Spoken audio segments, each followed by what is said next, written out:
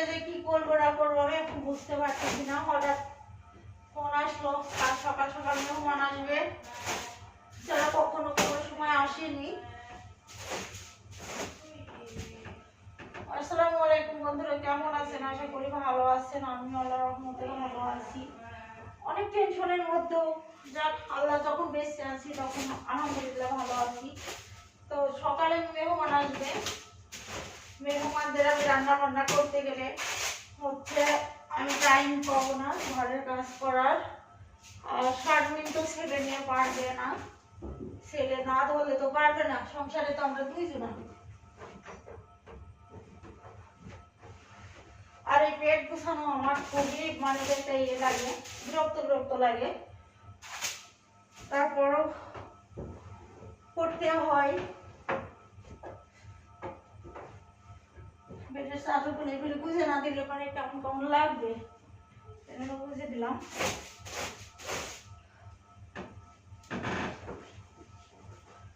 আর সকালে রান্না বান্না আছে, সকালবেলা উঠে নাস্তা থেকে শুরু করে দুপুরের খাবার, যেহেতু মেহমান থাকবে 3-4টা, আমি টাইমই পাবো না। জানি না ঘুম ভাঙবে কখন আমার, আর কখন কি করব।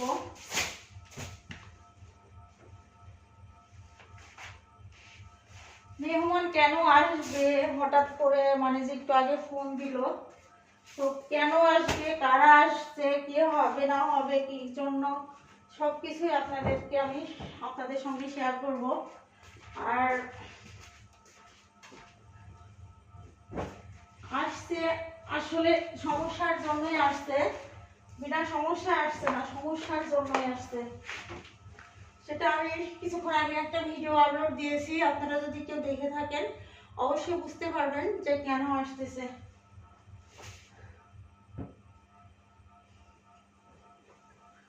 বেডশিট যখন পাতলা, বালিশের কভার তো অবশ্যই পরানো লাগবে।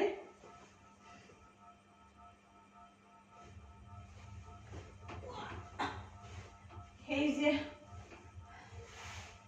কেমন কেমন যেন লাগে, দম বন্ধ হয়ে যাচ্ছে। আর বেশি কাজ করতে পারি না, তারপরও নিজের কাজ নিজে সবসময় করার চেষ্টা করি। আর চেষ্টা বলতে কি, করতে হয়, কাজের জন্য আমি রাখি না কাউকে। আগে রেখেছি, আগে তখন যদি খুব ফ্যাট ছিলাম আমি, তখন আমি কিছুই করতে পারতাম না, শুধু খাইতে পারতাম। টুনি তুমি কোথায় ছিলা? বালিশের কভার খুব টাইট।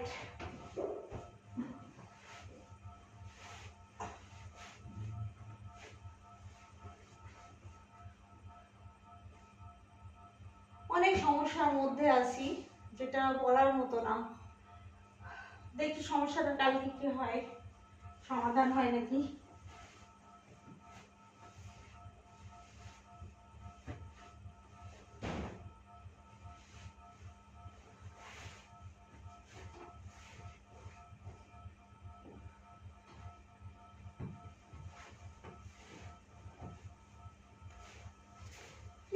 টাইট হচ্ছে না তো, ঢুকছেই না।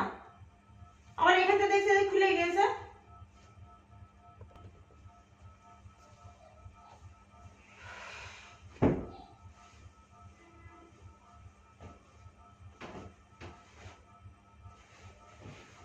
আমার আগের মতো কাজ করতে পারি না, সমস্যা হয় সেই জন্য।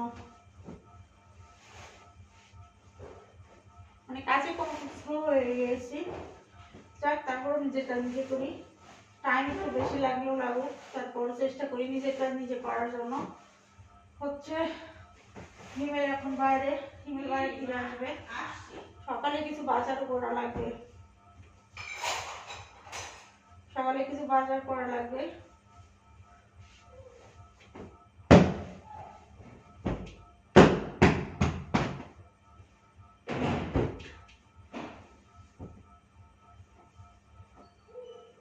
বালিশের কভারটা পরাই, বেডশিট যখন ইয়ে একই রকম তাই পরাই।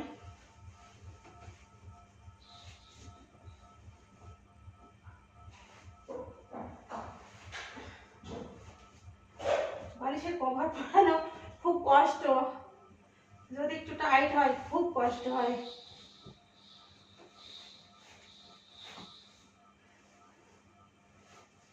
শারমিনের ভাই আসবে, শারমিনের মা আসবে, শারমিনের এক খালু আসবে। এই একটা ভিডিও আমি আপলোড দিয়েছি, ওটার ভিতরে আমি বলেছি যে সমস্যাটা কি হচ্ছে। তো এই সমস্যার জন্যই, এবং আলমডাঙ্গারই 2টা মেয়ে নিয়ে সমস্যা শারমিনের সাথে, তো এটার জন্যই তারা আসছে। ঠিক আছে, তারা যে কুষ্টিয়া আসছিল, ঝামেলা পালিয়ে গেছে, তারা কখনো স্বীকার হইতেছে না।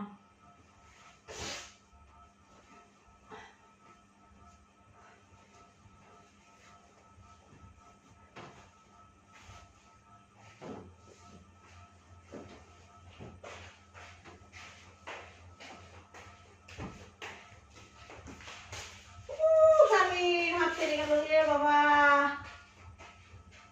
শারমিন, আমি পারতেছি না পড়াইতে। আল্লাহ, এ কি এত টাইট? ও, এই বালিশের কভার এটা না, এই কভারের বালিশ হচ্ছে আলাদা। এই কারণে আমি তো পাগলের মতো কাজ করতেছি। এই এই কভারের বালিশটা হচ্ছে শারমিনের ঘরে, ওখান থেকে নিয়ে আসতে হবে।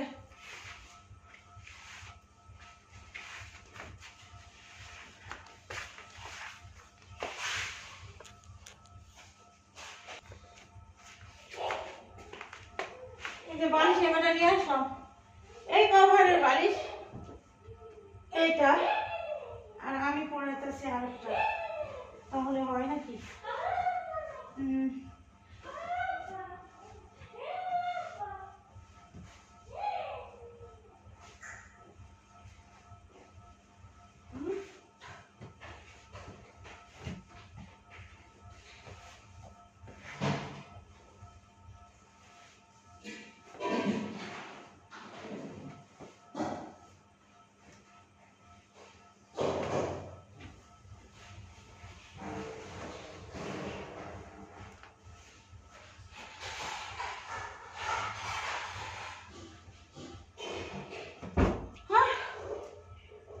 পারতেছি না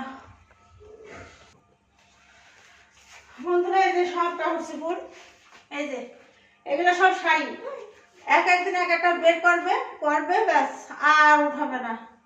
এখন গুছাইতে গুছাইতে গুছাইতে এখন হচ্ছে কি আমার টাইম লাগছে, 1 ঘন্টা টাইম লেগে গেল আমার এইসব গুছাইতে গুছাইতে। হ্যাঁ ঠিক বলেছে মাসুনা, ওরে মাসুনা এলো এলো করবে। হ্যাঁ আচ্ছা ওরে মাটিটা এখন সব এখন আমার উঠাইতে হবে। ওরে বাবা আমার মাসে রে, হাত মাখি সব ভিজে ফেললো মাসুনা। এই সব এখন আমার উঠাতে হচ্ছে।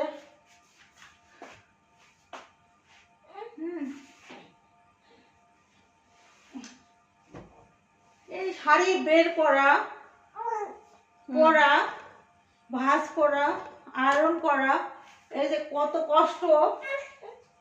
আসলে যারা শাড়ি পরে, আচ্ছা আপনারা বলেন তো শাড়ি পরতে মন করে না, তাহলে আমি গুছাবো কানে? তুমি পারোনি মন আছে একেবারে? এই কি ভালো আমি লাগে? গুছাতে পারি যেভাবে বলতেছো?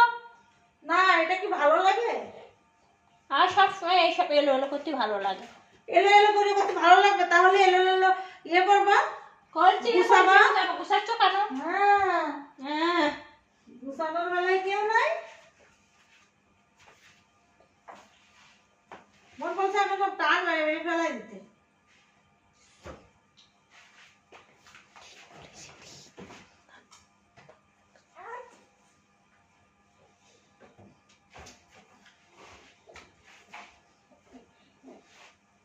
আর একটা কিছু বের করবা না।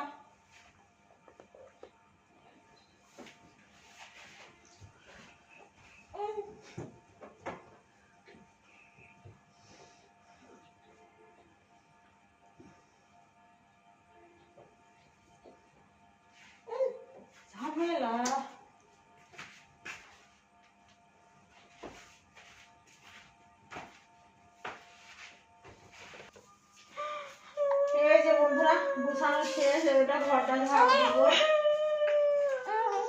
ঝাড়ি তুলে একটু রেস্ট করব।